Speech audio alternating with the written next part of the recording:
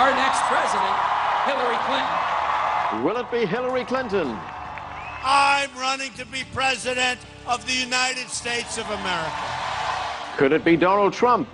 Who will be the next president of the United States? Hello, I'm Anand Naidu, and this is a special edition of The Heat.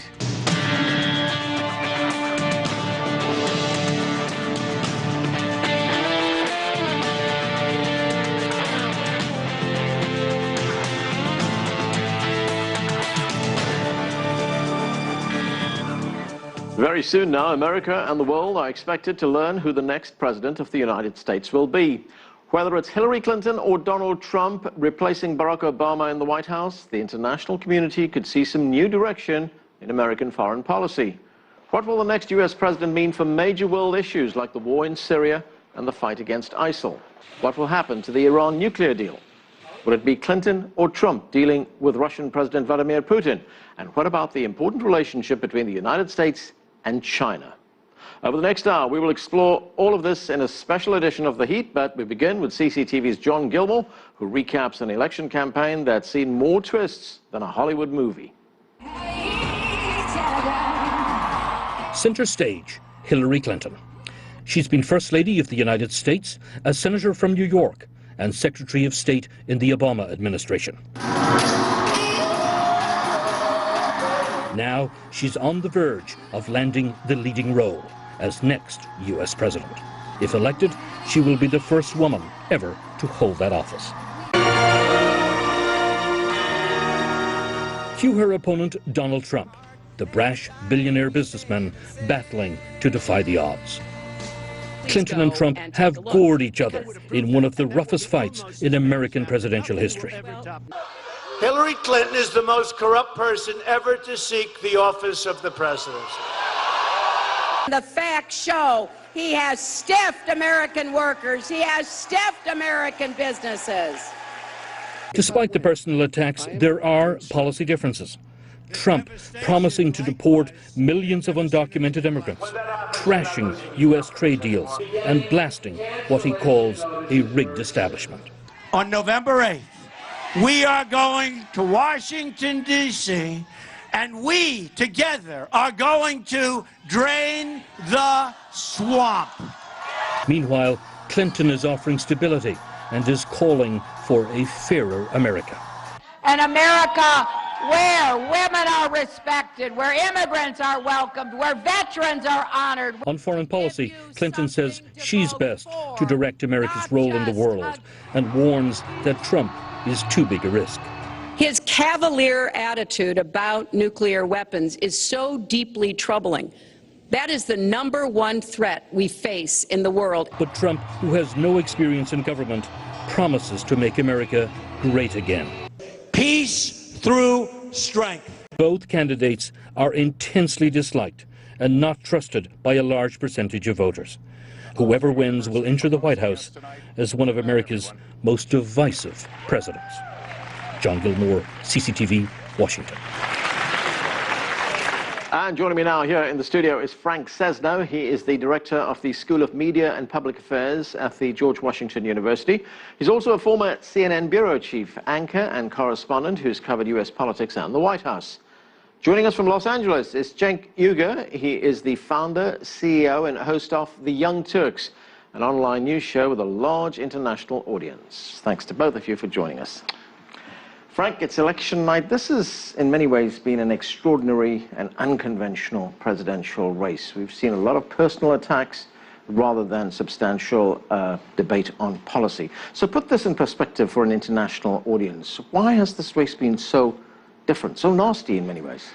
Well, it's been different and nasty for a lot of reasons. One, the personalities. We've not had a Donald Trump ever run before. Somebody with zero government experience who's running entirely as an outsider, who is as profane as Donald Trump is. For him, this has been a reality show right from the start. Second, we haven't had someone with the personality and the background and the baggage of Hillary Clinton, who's been around for decades and who may have the distinction of having the most investigated political family in modern political history, aside from Richard Nixon. Third, we have tapped an extraordinary moment, not just in the United world, where people, because of social media and other things, have taken to the ramparts. They're more partisan, they're more divided. They reject elitism, they reject authority in government more than they have in the past. That is a deep DNA strain in America anyway, goes back to our founding, but even more so now.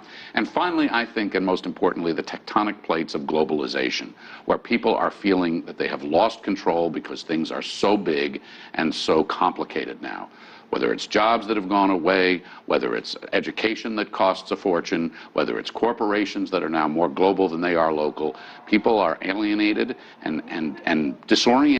And the other component of the globalization that drives it even more is this notion of this diversifying population that we've got. And so there's just so much change, and change has been very difficult to absorb with these economic forces and all at the same time. Throw the personalities into the mix, and that is a combustible stew, and that's what we've had. Okay, let's bring in Cenk from Los Angeles. And Cenk, here we have two candidates who are two of the most disliked candidates in modern US presidential history. One's been accused of being a sexual predator, the other's been dogged by allegations of misusing a private email server. I mean, here we have a country of over 300 million people. How did we end up with these two people? Yeah, well, for good reason. So I think Frank's right on a lot of the factors that play in here. So first off, Hillary Clinton is a symbol of the corruption that people are sick of in the establishment. Is she the most corrupt politician? No, that honor is probably a tie among 100 of them. But she's a symbol of that corruption because her family has taken in $3 billion from donors, whether it was in personal money, foundation money, or campaign donations. And people look at that and they think, do you think we're stupid? If somebody gives you $3 billion, that means you owe them and you're going to pay them back. It's systemic corruption, not personal corruption. So they look at that and they go, oh, God, that's the same old establishment that's been crushing us. It's the politicians in bed with the multinational corporations that lower our wages, that lower our opportunities for jobs. Now, on the other hand, you've got Donald Trump. He's got guys, his supporters chanting USA, saying that Zionism is the biggest problem in America. And so he's unleashed this balrog of hate, and it's because people are so sick of the establishment, they're looking for some sort of populist alternative. And of course, populism can lead in a positive strain if you say, hey, let's overturn the system and work for the American middle class, or it can lead in a really ugly, hateful direction as Donald Trump is taking it. Let's take a look at the mainstream media's role in this. Donald Trump has bashed the media. He says that they are not credible, that they're biased in favor of Hillary Clinton. Let's take a listen to what he had to say. Without the media and without the press, Hillary Clinton would be nothing. She'd be nothing. Zero. What can we say about the media? I mean, on the one hand, a lot of analysts say, look, the media is responsible for putting Trump where he is today. On the other hand, he says they're biased. Well, maybe everybody's wrong and everybody's right. Right. The media did not put Donald Trump where he is today, but the media helped propel Donald Trump to where he is today. The media are not responsible for the vast disaffection in the United States and around the world today, but they amplify that disaffection and sometimes feed it. Cenk, when we look at these candidates, as we pointed out, they disliked candidates. And if you listen to what Donald Trump has said, talking about deporting millions of undocumented immigrants, talking about building a wall on the Mexico-US border, talking about not allowing Muslims to come into this country. I mean, these are bizarre things that he's been saying, bigoted things that he's been saying, yet he has such a lot of support in the country for that. I mean, it resonates with a big part of the population, doesn't it? It does. Well, I think there are two factors here. Funny enough, Hillary Clinton was the most right for the speech she was most criticized for. That's the basket of deplorables speech. In that speech, the part that's forgotten is she said about half of Trump supporters are right to be angry. And she's right. So a lot of those guys think, well, I now have a job at Walmart. I used to have a decent job in an assembly line, and I used to be proud of my job, and I wanted to pass it along to my kids. Now they can't pass it along to their kids. They're stuck in a minimum wage job. They got no back left for what they're doing. Now Donald Trump has misdirected their frustration and anger towards the most powerless people in the country. He keeps saying the system is rigged. Who rigged it? The guy who just crossed the border from Mexico? Of course not. He's got no power. The people who rigged it are Donald Trump's supporters. So he's taken that anger and put it in the wrong direction. Now, half of Trump's supporters, on the other hand, are really deplorable. They are racist, they are bigoted, they are sexist. And so when Trump says those things, they're not supporting him despite the fact that he said these terrible things. They're supporting him because he said those things. The number I hear from his supporters is, oh, finally somebody's saying what I've been thinking. Well, that tells you exactly what they've been thinking. Right. There's a very important point that you make there that I think we need to hover on for just a moment, and that is this idea about the jobs that have gone away, the pride that you used to take. You know, you thought you were going to pass your job down to your son. This has been happening for a long time, for decades in this country, the steel industry, the auto industry, other industries. And the big part of this anger out there that we almost didn't engage at all is, what does this really mean? And what do we do with most of these jobs, despite what Donald Trump has said during the campaign, what he said during the campaign? They are not coming back. They've been replaced by globalization. They've been replaced by technology. So what is the future of work? What is the role of the government to help people get to work again? This is a trend that's going around the world in one form or another.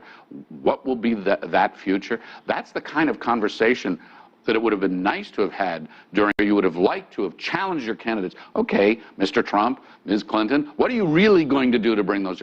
That conversation almost did not happen at all, and that is a real loss. That's right, but I just want to add one thing. Look, the reason that this anger is bubbling up right now is because the establishment is what created this situation. They take tremendous amounts of money from multinational corporations. We've now legalized bribery in America. We call it campaign donations and independent expenditures. So they give millions, in fact, billions of dollars to politicians. And then what do the politicians do? They rig the rules so that the minimum wage is incredibly low, so that they've got offshore tax havens. They've got every incentive to offshore the jobs. And the list goes on and on and on. Yes, the system is rigged. It is rigged by the establishment because they've been bought off completely by these powerful interests. So then the American people, when they're mad, we shouldn't be surprised. The media never told you about it. Unfortunately, the giant corporate media is part of the same problem. They're also part of multinational corporations. And so they don't want the American people to know. But guess what? They do know. They know it in their gut. And so when you try to lie to them, one of the results is you get a guy like Trump who comes in and goes, okay, great, hand me that anger and I will head it in the exact wrong direction. Well, I don't buy on quite so much to the total conspiracy theory. I mean, I think there's plenty of corruption, endemic corruption, systemic corruption, as you say. But the other thing that's happening, and that's what's bigger than this, and that's why this conversation about everything is rigged really robs the country and the world of a smarter conversation. There are trends. Forget what anybody says, does, pays to whom, that are just changing jobs. Go to the steel industry. Look at the steel industry. What it used to take thousands of men and women, mostly men, to do and to make, robots and automation now. Those jobs are not coming back. That has nothing to do with the rigged system. That's just the way of the world. So this is a very complicated thing, and I don't... So, yeah, Frank, I hear you on that, and you're absolutely right about that. But I don't want anybody to mistake what I'm saying, okay? This is not a conspiracy where somebody does it in a smoke-filled room. The conspiracy is out in the open. We allow a campaign system where they're allowed to give millions of dollars to politicians. So of course the politicians work for them. Everybody knows that. So that's what keeps the wages low. Right. I'm not saying the steel jobs are coming back, but I am saying that our representatives don't represent us. They represent the people who give them millions and billions of dollars. Of course they do. That is what I mean when I say it's rigged. It's wide out in the open. So, Frank, back to a question that you posed, and that is, what happens next? What happens tomorrow? We hear this anger, this frustration, these grievances. Hillary Clinton says she wants to heal the country after the election if she becomes president. Let's take a listen to what she said. I believe with all my heart that we will, after this election, get together to help heal the divides that have sprung up and are so painful among us. Here we have a deeply divided country. Can a Clinton president or a Trump president really rally the country behind them, bring the country together? They will rally some. There will be some people, many people, who are so sick of all of this that there will be a desire to come together at some level. But there is no chance, virtually no chance, that anybody is going to bring this country together in a powerful, compelling, it's a, first 100 days, honeymoon of a president, the president's got 80% approval rating. There's not a chance. Both of these candidates have so lacerated one another through the campaign that they bleed from 1,000 cuts. They are deeply distrusted. The polling throughout the campaign has not moved very much with either one of them, despite what the revelations were about Donald Trump's sex tape or his sexual innuendo tape or the Hillary Clinton email scandal or anything else. The Congress will remain a bitterly partisan, divided Congress, and the public will, and the media will drive that or will reward that. So I think there is not much chance that, given this cast of characters in this moment in time, that you're going to see some gigantic kumbaya moment where everyone's going to hold hands, sing songs, and we're going to have a united America. We'll survive it. We'll survive it. That's part of the dynamic of this country. So let's not carry that too far, but it's not going to be a united, happy place. That's where we have to leave it. Frank Sesno, Cenk Uygur, thanks to both of you for joining us. We're going to take a quick break. When we come back, what will the next U.S. president mean for the conflict in the Middle East? And later, how might a President Hillary Clinton or President Donald Trump impact China-U.S. relations? Much more to come on this special U.S. election night edition of The Heat. Stay with us. If people get out and vote, we will have a victory on November the 8th. We're going to win Ohio, and we are going to win back the White House.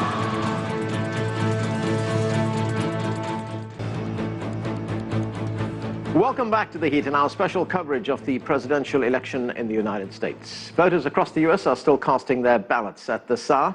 Hillary and Donald Trump are expected to learn in the coming hours which one of them will be the next president of the United States. Whoever wins will inherit some major issues involving the Middle East, such as the ongoing war in Syria and the continuing fight against ISIL. And of course, there are other concerns too, like the future of the Iran nuclear deal. For in-depth perspectives on all of this, we're joined now from New York by Ragida Derghem. She is a columnist and senior diplomatic correspondent for Al Hayat newspaper. And joining us from London is Abdel Bari Atwan. He is a longtime journalist and writer on Middle East issues. He is the editor-in-chief of Rai Al-Yum newspaper. Welcome to both of you to the show. Ragida, let's start with some of the very harsh criticism that Donald Trump has been leveling at Hillary Clinton for her role in the Middle East over the last few years. Let's watch. When you look at her real record, take a look at Syria, take a look at the migration, take a look at Libya, take a look at Iraq. She gave us ISIS because her and Obama created this huge vacuum. And a small group came out of that huge vacuum because we should have never been in Iraq, but once we were there, we should have never got out the way they wanted to get out. She gave us ISIS as sure as you are sitting there. And what happened is now ISIS is in 32 countries. And now I listen how she's going to get rid of ISIS. She's going to get rid of nobody. So, Ragida, let's look at Syria and Iraq. If Hillary Clinton becomes president, what can we expect from her in the fight against ISIL and in the broader U.S. role in the Middle East? Well, Donald Trump, in a way, he has a point, because Hillary Clinton was with the Obama administration quite active from the beginning, and she was one of the excited people about having the rule of the Muslim Brothers in Egypt going too fast and dropping too fast in Libya. Of course, she could have done more on Syria. But I think if she becomes president, I think she will do a reset in the relationship with Egypt, and then there will be a big change in the relationship of the United States with the Syrian conflict. There will be no boots on the ground, I am pretty certain of that, but I think she will opt for other options, maybe including military options, in order to tell Mr. Vladimir Putin, the president of Russia, that no, it is no longer going to be business as usual, that the United States would like to take back its upper hand, whereas I think Mr. Trump would go ahead and go on with the policy of Barack Obama, which is to assign the issue or the dossier of Syria to Vladimir Putin. So if he makes it, it's great, and if he doesn't, it is his quagmire. Abdel Bari Atwan, one of the military options that Hillary Clinton says she will consider seriously in the war in Syria is to impose a no-fly zone. Let's watch. I'm going to continue to push for a no-fly zone and safe havens within Syria, not only to help protect the Syrians and prevent the constant outflow of refugees, but to frankly gain some leverage on both the Syrian government and the Russians so that perhaps we can have the kind of serious negotiation necessary to bring the conflict to an end and go forward on a political track. So, Abdel Bariatwan, if she implements a no-fly zone, what are the risks? Well, the risk is huge because no-fly zone will remind everybody in the Middle East that of the similar things which took place before the invasion of Iraq. The American and the British imposed no-fly zone in the north of Iraq and south of Iraq, and after that actually they moved in, they sent troops on the grounds, and they removed Saddam Hussein from power. So then we know the end of the story, and Hillary Clinton actually was one of the strong supporter of Iraq invasion, and she did not deny that at all.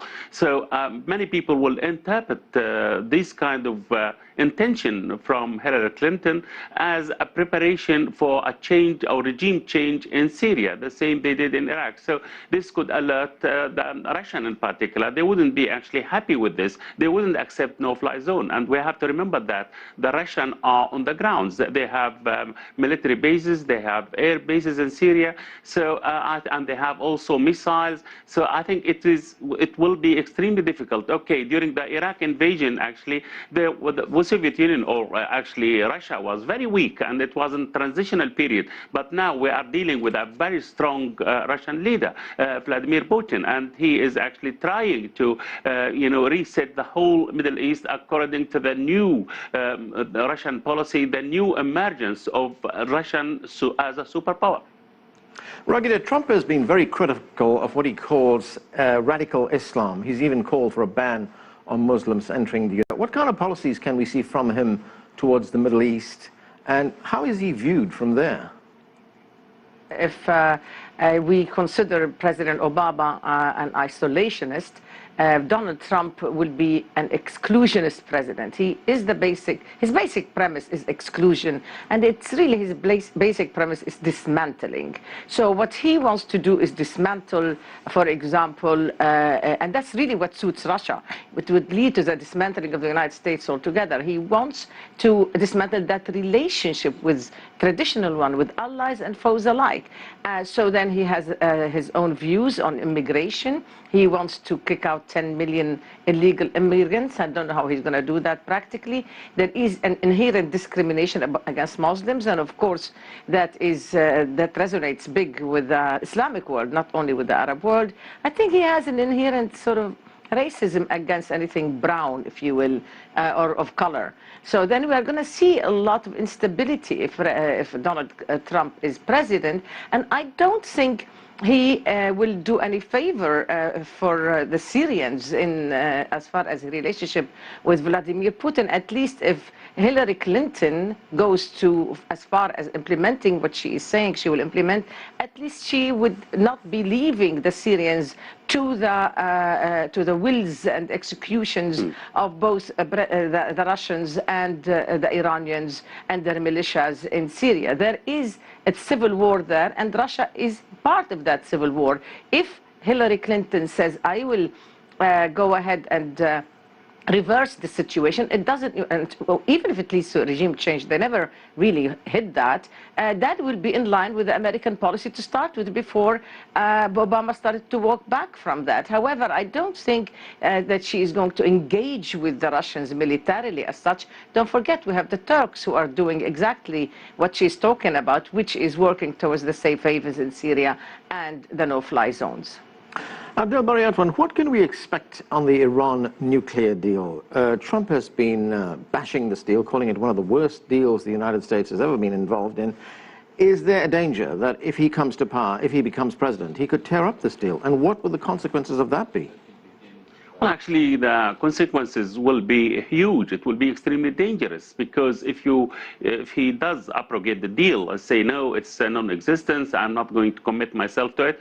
What's the alternative for that? I think it will be more instability in the Middle East. I believe the Iranian wouldn't be that happy, and they will spoil the water for the American on the Middle East. I mean, because if we remember that the tension which took place before the signing of this deal, it is huge. More than 2 or 3 aircraft carriers, a lot of more than 20 warships were in the Gulf. So and a lot of military maneuvers, a lot of threats of war. So this could ignite a war in the Middle East. Actually, this could actually ignite a lot of trouble for the oil export. We know that Iran is controlling the Strait of Hormuz, where 18 million barrels of oil pass through every day. And now they are actually in control of Bab al-Mandeb, which is another strait on the mouth of the Red Sea. So this is one thing. Second thing, also, the Iranian actually could endanger the allies of the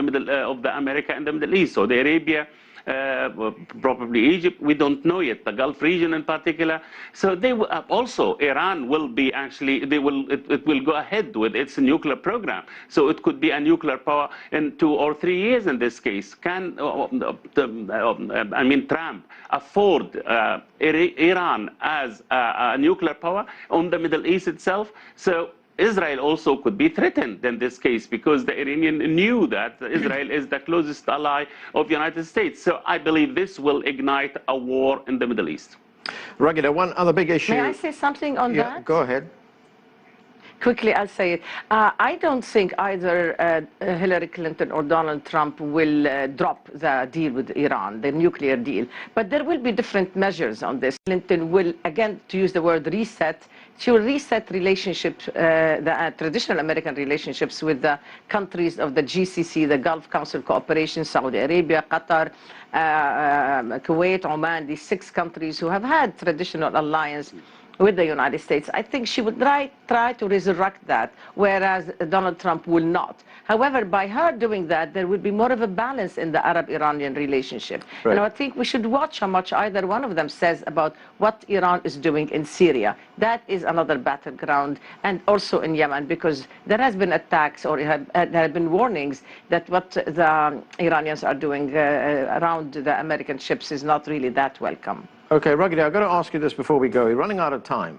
Got to touch on this issue. The Israeli-Palestinian conflict. What happens next? Both of you have 30 seconds each. Go ahead, Ragida.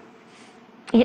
I think Hillary Clinton will take up this issue, but not right away. She will not repeat the mistake of Obama to start out with that. However, her own history, the peace process, the two-state solution, her husband's role, I think she'll bring it in. I don't think Donald Trump will rush to take up this issue at all. Okay, Abdel Bariatwan, Donald Trump says he's going to be neutral in this conflict. That's a break with traditional U.S. policy. What do you think happens? I think, I don't believe he will be neutral. It is true he is not actually the favorite to the Israeli lobby in the United States, but he said he will move the American embassy from Tel Aviv to Jerusalem. But at least he is not actually taking the same line or strong support to Israel as Hillary Clinton. So we don't know what he is going or what he is planning to do in that part of the world. But we know Hillary Clinton will follow President Obama's steps in that part of the world. Abdel Bariatwan, Ragida Durkheim, thanks to both of you for joining us. We have much more to come on our U.S. Election Night special edition of The Heat. Right now, let's get an update on what's happening from Francisco. Coming up next on this special U.S. Election Night edition of The Heat, what does the future hold for China and the United States once the new American president takes office? We'll be right back.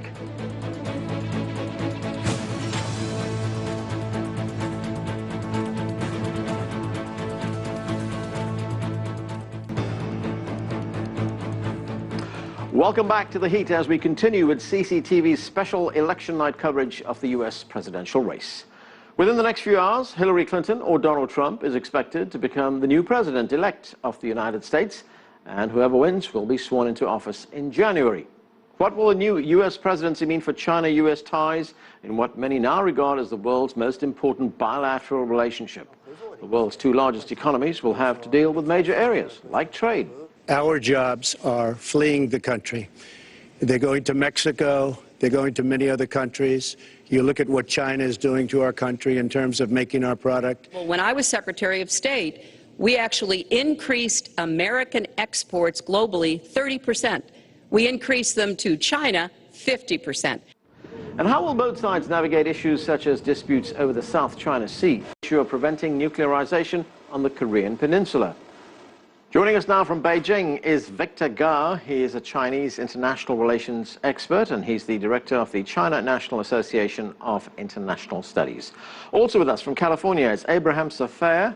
He is Senior Fellow Emeritus with the Hoover Institution at Stanford University. Thanks to both of you for joining us. Victor, let's talk about China's role in this election. China has featured very strongly in the campaign so far. We have Donald Trump, who's accusing China of unfair trade practices, of taking away American jobs. We've got Hillary Clinton, who's also been tough on China on trade issues, arguing that she can do better than Trump. Trump, for his part, is calling for a 45% increase on tariffs on Chinese imports. What do you think a Trump or a Clinton presidency will mean for China-US trade relations? Thank you very much for having me. As far as China is concerned, China does not have a direct role in the presidential election in the United States.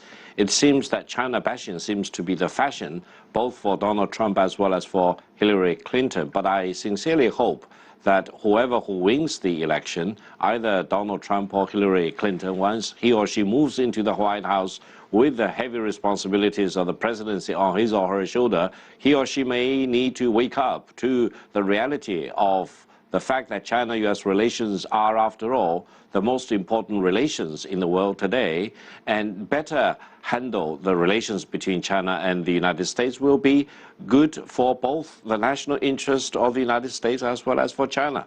China-US bilateral trade is almost $600 billion US, and no other pair of bilateral relations in the world today is more important than China-US relations. So let us hope that the next president of the United States will be more realistic after he or she moves into the White House, and let us hope that there will be a steady hand applied to the China-US relations in the new presidency.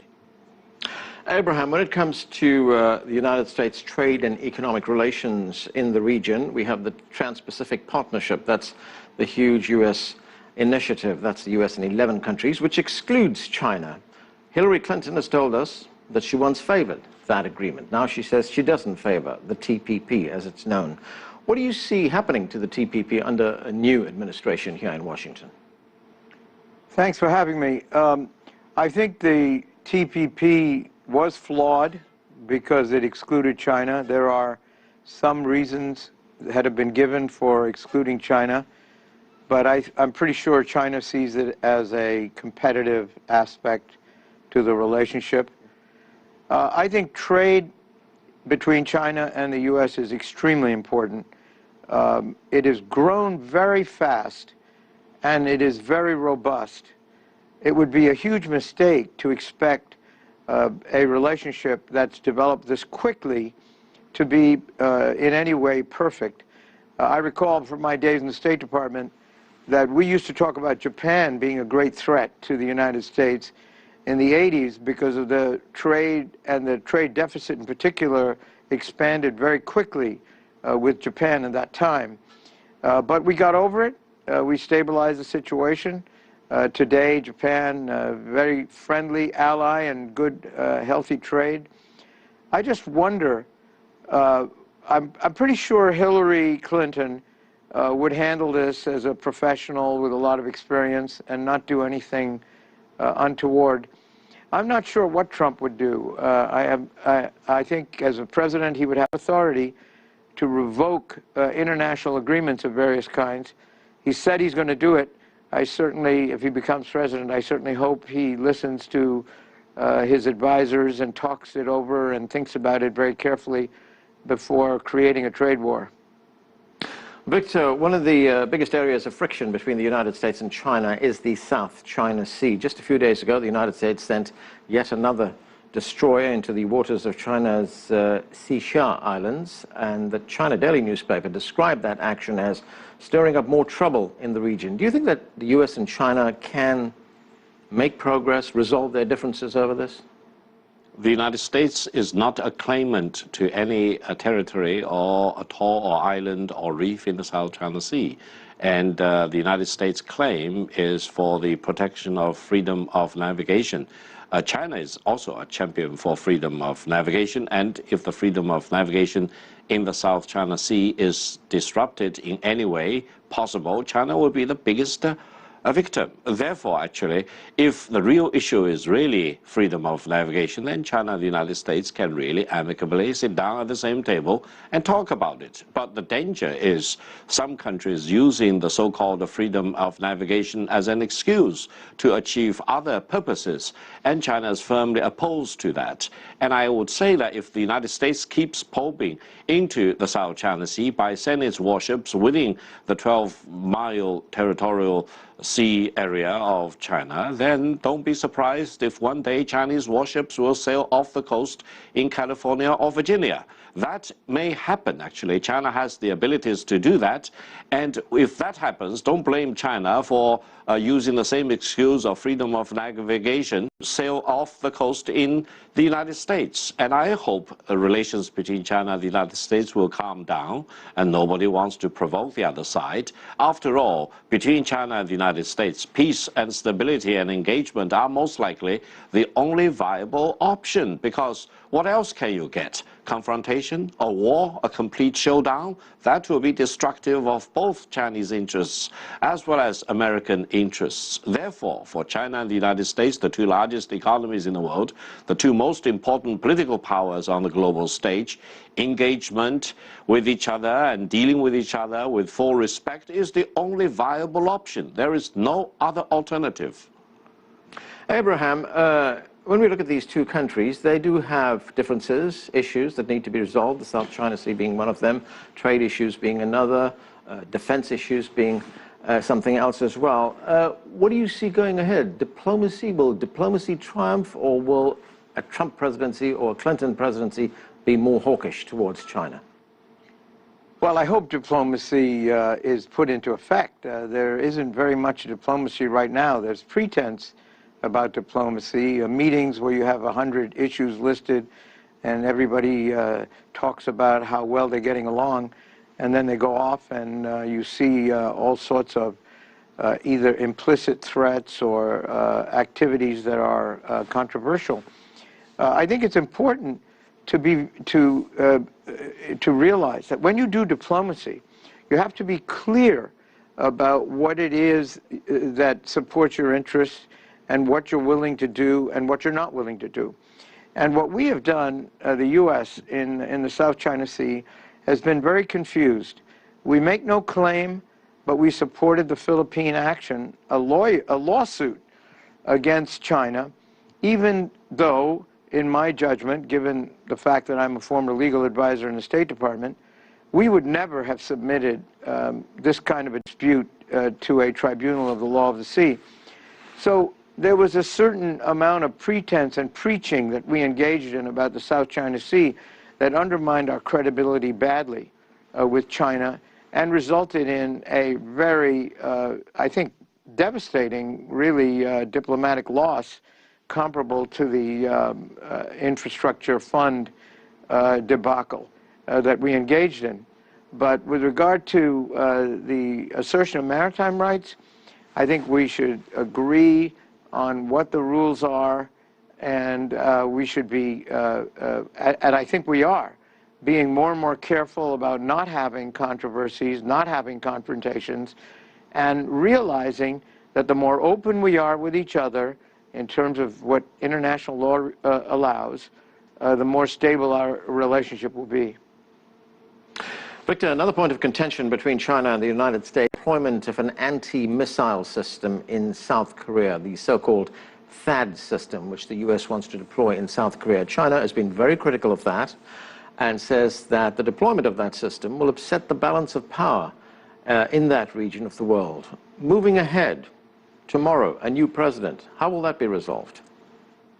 Well, first of all, if our common goal as far as the Korean Peninsula is concerned is to achieve denuclearization on the Korean Peninsula, then despite all the provocations from DPRK in more recent years, deploying the THAAD anti-missile system in South Korea by the United States is actually counterproductive rather than helpful to achieving the denuclearization goal on the Korean Peninsula. Why? Because philosophically, by deploying the THAAD missile, DPRK will have no other choice but to further escalate its nuclear weapons system and its launch system and possibly again its anti-missile system. So eventually the stakes on the Korean Peninsula will go higher and higher, and it will be more and more difficult to achieve the ultimate goal of denuclearization on the Korean Peninsula. Therefore, we need to question what exactly is the real intention of the United States in deploying the THAAD missile, whether it is really to deal with the DPRK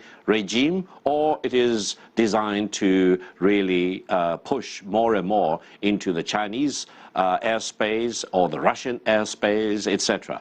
Therefore, I think by firmly opposing the U.S. deployment of the THAAD system in South Korea, China wants to come to terms with the United States in not threatening each other, because just imagine if China deploys the same anti-missile system in an offshore island in the Caribbean, for example, or somewhere in the Gulf of Mexico, what would the next president of the United States, either Donald Trump or Hillary Clinton, will react? They probably will go up through the roof in responding back to what China might do. China will not do that because there is greater wisdom and sanity in Beijing. But don't underestimate the Chinese capabilities. If the United States keeps believing that by bluffing against China it can achieve its strategic goal, it's complete fallacy. Between China and the United States, respecting each other, try to better understand each other will be the better way, and engagement each other as equals, rather than one side try to outsmart the other side and try to overwhelm the other side,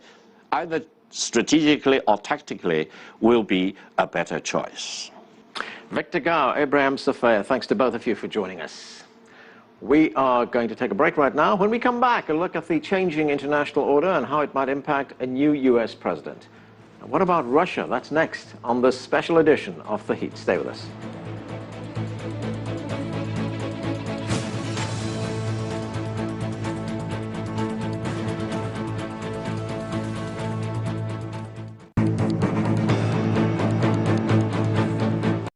Welcome back to The Heat in our special edition of the show on this presidential election night here in the United States.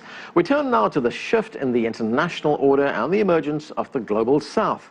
With the rapid rise of China and countries like India, South Africa and Brazil gaining more prominence too, how will the next U.S. president interact with this changing world? And what can we expect for U.S.-Russia relations as either Hillary Clinton or Donald Trump heads to the White House? In a few moments, I will talk with Liu Xian, who is joining us from Geneva, where she is CCTV's bureau chief. But we begin in Russia. Joining me now from Moscow is Dmitry Babbage. He is a correspondent and journalist for Sputnik International. Dmitry, welcome to the show. Yes, nice to hear from you. Now, relations between Russia and the United States are at their lowest point in decades. Do you expect any serious improvement in that relationship after the election? Well, it depends on who will win. Under Hillary Clinton, I think relations will not improve for a long time. Donald Trump is a big enigma for Russians. I don't believe the rumors that Russians have supported him during the election, because I interviewed many people in the Russian elite. I know the mood in the media. Donald Trump was seen as a flamboyant figure. And he is interesting, but he is not interesting as a person. He is interesting as a phenomenon. You know, obviously a lot of people in the United States are angry with politics as usual if they cracked up to be ready to support such a candidate. So if Donald Trump wins, there is a possibility that he will have a prolonged fight with the Congress, and the U.S. foreign policy will become less aggressive for the next 6 or 8 months until they oust him or make him just another U.S. president like Obama or George Bush the Jr. before him. So I don't expect much of an improvement in the long term, unfortunately. Now, the one view is that Russia has been very hostile towards the United States, that President Putin in particular has been manipulating this election behind the scenes. The other view of that, of course, it's that is election rhetoric here in the United States. And you say it will take some time before Hillary Clinton, if she becomes president, would try to reset relations with Russia. But she's going to have to deal with Russia on a day-to-day basis on international issues like the Syrian war. So would there be some kind of reach out by the United States to Russia in the aftermath of this election?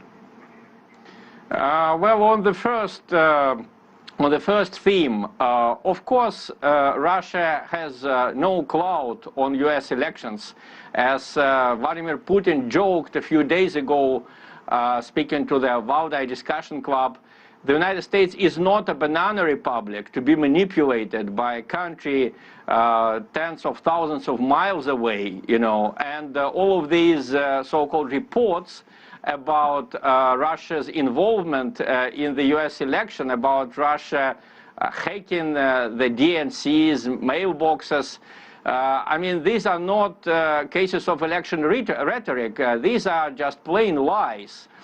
Speaking about the United States reaching out to Russia, unfortunately, Russia has some very bad experience with Hillary Clinton. When she became the Secretary of State in 2009, 2010, she already started the so-called reset with Russia, but it turned out to be completely fake. She said a lot of awful things about Russia later on. She compared Putin several times to Hitler. Putin is a very patient man, that he continues to talk to the people who compared him to Hitler. He talked to Cameron after such comparisons. He will talk to Hillary Clinton, but that is just irresponsible politics on her side. So I think that Russia will be ready for improvement of relations, as always. Russia is always ready for improvement of relations, but I don't expect a so-called reach out from Hillary Clinton. Okay, thanks, Dmitry. That's Dmitry Babich, journalist and political analyst with Sputnik International. Joining me now from Geneva is Liu Xian. She is a correspondent and bureau chief for CCTV. Liu Xian, thanks for joining us. Thank you, Anand, for having me. We are watching a new world order emerge right now. China has become an economic powerhouse. We have other countries like India who are major economic players. We see other countries emerging in the world. Old relationships are changing, they're evolving. We see that in the relationship between the United States and the Philippines. So, how does a new US president deal with this changing international landscape? Well, I think whether it is Donald Trump or Hillary Clinton who wins the presidential election, they would all have to keep their head out of the sand and look around and see very clearly what is happening in the world. The fact is, emerging economy, as you mentioned, are playing an increasingly important role. Emerging economies are accounting for 60% of the world's economic growth, just to give you an idea that. And that is a trend that will not be stopped. The world, as the Chinese spokesperson for the National People's Congress, Fu Ying, put most recently, the world has changed from bloc politics to themes on development and cooperation, and there are more powers in this world than just one or two superpowers.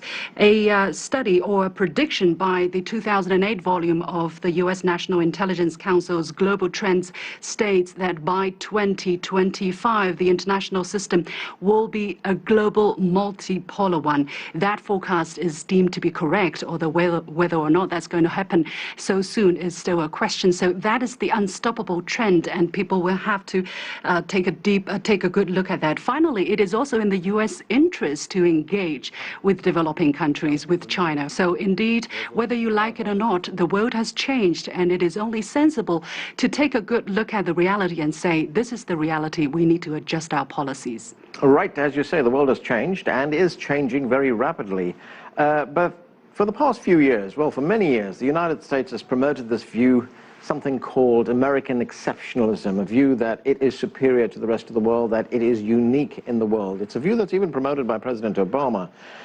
If that kind of view continues here in the United States, I mean, what are the dangers of viewing the world in such a way? I think it is a very dangerous trend. Of course, America is still the most powerful country in the world in terms of both hard power and soft power.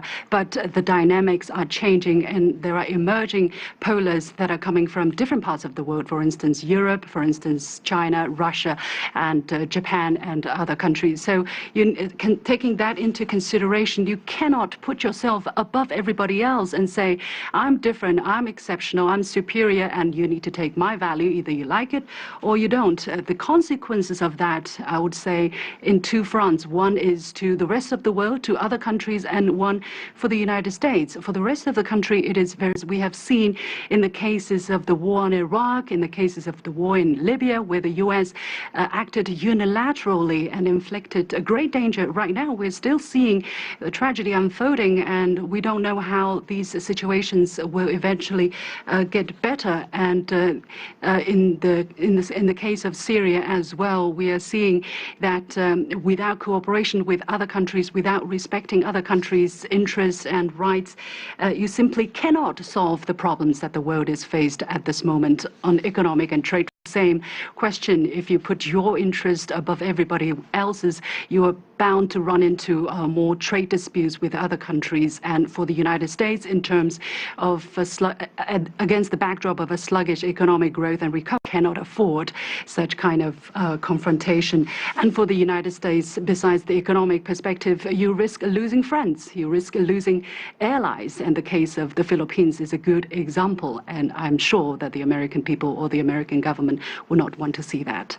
Right, and if we look at China, what China has been doing, China has played a major role in recent years in investment in Africa, in Latin America. China was instrumental in setting up that bank, the Asian Infrastructure and Investment Bank. It's launched that major economic initiative, the One Belt, One Road initiative.